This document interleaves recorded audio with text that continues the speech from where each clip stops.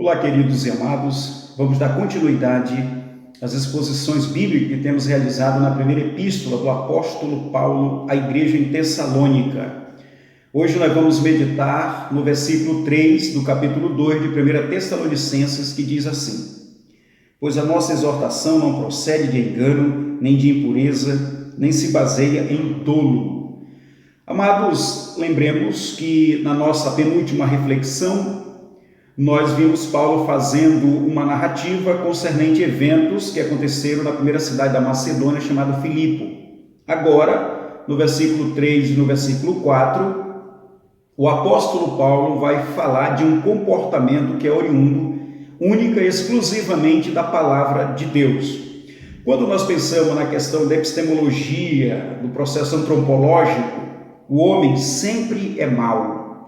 Toda bondade que porventura prover do homem vem de Deus. Qualquer ato de bondade, seja ele por mais simples e singelo que seja, só pode vir do Senhor, porque a nossa natureza é pecaminosa. Logo então, irmãos, o homem sem Deus, ele é uma catástrofe ambulante. Tudo que nós vamos fazer está contaminado pelo pecado. Por isso é tão importante que os nossos corações sejam de fato um recipiente da palavra de Deus. Dado a isto, como o salmista mesmo vai dizer, guardei a tua palavra no meu coração para não pecar contra ti. Esta é a grande labuta da nossa vida, buscar ser de fato o recipiente da palavra de Deus. O apóstolo Paulo usa três designações aqui dentro da sintaxe, que é a palavra engano, impureza e dolo. Essas três palavras aqui, irmãos, ela é oriunda de um demônio da mitologia grega que agia em procedimento fraudulento e buscava de alguma maneira enganar as pessoas. Ele agia somente para o mal. Era um conhecimento que havia naquela região da mitologia grega, era um deus mau. E agora o apóstolo Paulo vai dizer que a sua pregação, a sua vida, o seu desejo, a sua ortopraxia não provém de uma fonte tão fraudulenta e contaminada como esta. Por isso ele vai dizer: pois a nossa exortação não procede do engano.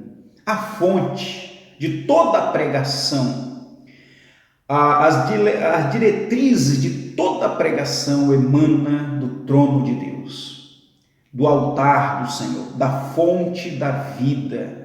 Por isso é muito importante que os nossos corações sejam recipiente da palavra de Deus, para que a nossa boca seja um manancial de vida, seja a palavra adornada pelo Espírito Santo. Por isso que a Bíblia vai dizer que a boca fala do que o coração está cheio. Coração é a faculdade da inteligência humana, é todo o processo psíquico e noético, toda a capacidade psíquica do homem. Então, aquilo que está em nossos pensamentos, que tramitam nos nossos pensamentos, é isto que nós vamos falar. O apóstolo Paulo vai dizer então que a sua exortação, palavra querigma, palavra pregação, exposição da palavra de Deus, tem sim uma fonte, mas não é uma fonte de do demônio, mas uma fonte que provém da água da vida, que é Jesus Cristo. Nós somos, irmãos, esse servo de Deus, que somos gerenciados pela palavra do Senhor, para que as nossas palavras, as nossas ações, os nossos comportamentos referentes de fato a essa gloriosa graça de Deus no meio das pessoas. Por isso nós somos o bom perfume de Cristo. Então Paulo diz: pois a nossa exortação não procede de engano. Engano, irmãos, são procedimentos errôneos. O que é que Paulo está dizendo? Que a pregação dele não tem como objetivo enganar ninguém. Esse engano é o processo de tornar uma pessoa escrava de uma ideologia ou de uma filosofia que não tem poder para nada a não ser enganar as pessoas e tornar essas pessoas refém de uma massa de manobra, refém de uma ideologia totalmente díspare à palavra. Agora, meus irmãos, nós temos que entender que você é enganado se você se permitir a isso.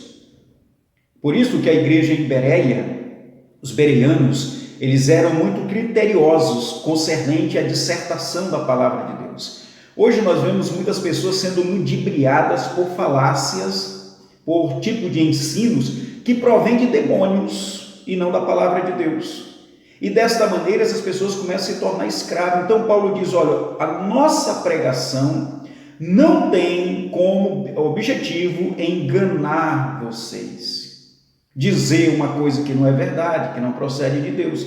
Nós não temos esse sentimento. Sabe, amados, essa sinceridade, essa singeleza no ministério, ela só pode existir na vida de um líder, na vida de um crente, se de fato ele foi alcançado pela palavra de Deus.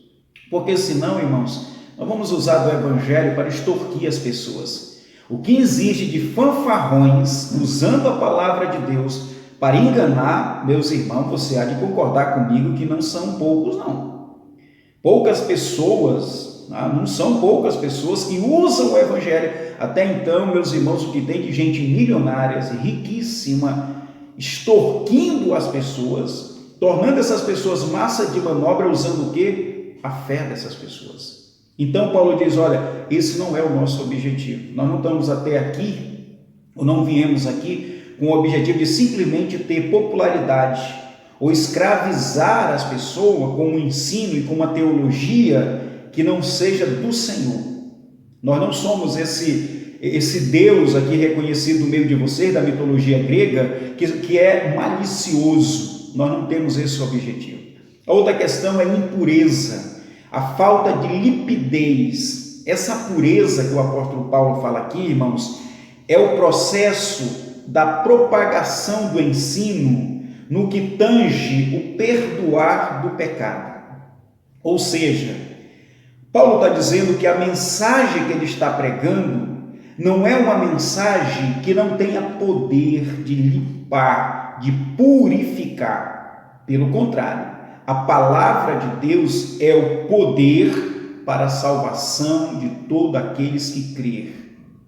Que não era o caso, por exemplo, desse deus Demo da mitologia grega, que a mensagem dele não era uma mensagem clara, ou seja, ela não gerava vida nessa pessoa, ela não gerava mudança nessa pessoa.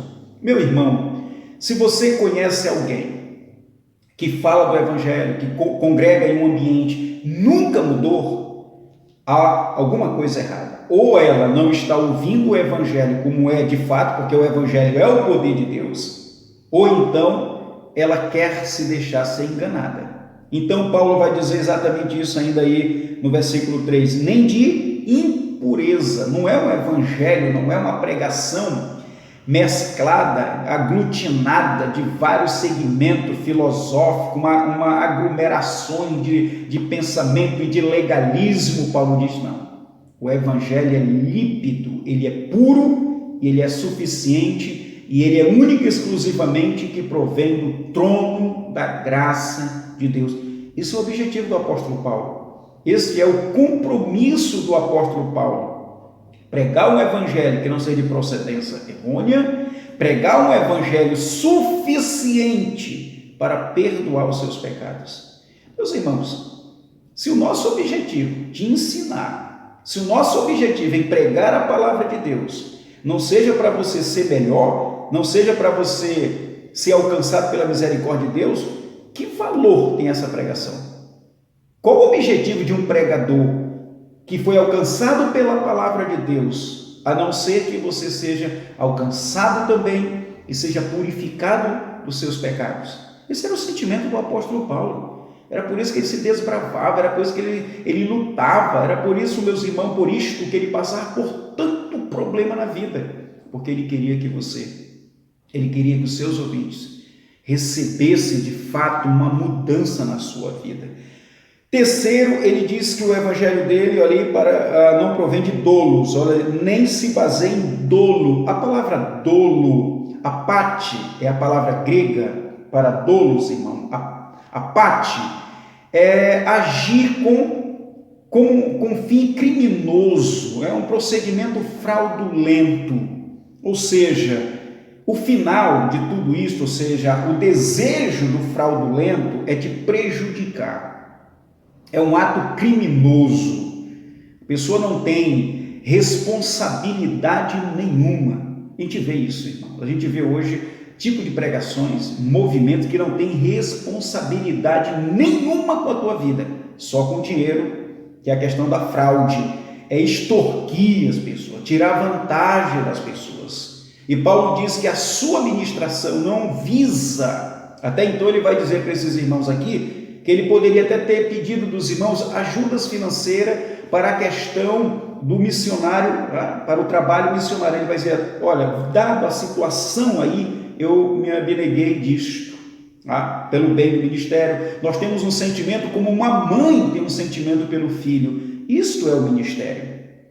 Nós, como servo de Deus, nos comportamos, irmãos, como um pai que ama o filho, como uma mãe que ama o seu filho, um amor puro. Por isso Paulo diz, olha, a nossa estadia no meio de vocês, o ministério que nós desenvolvemos no meio de vocês, não havia engano, impureza e nem dolo, ou seja, nós não tínhamos esse procedimento fraudulento de querer de alguma maneira ter um fim criminoso, um ato totalmente díspare à palavra de Deus.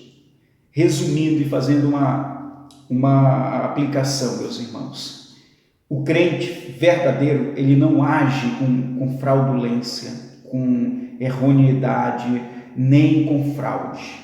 O crente, ele é transparente, ele é verdadeiro.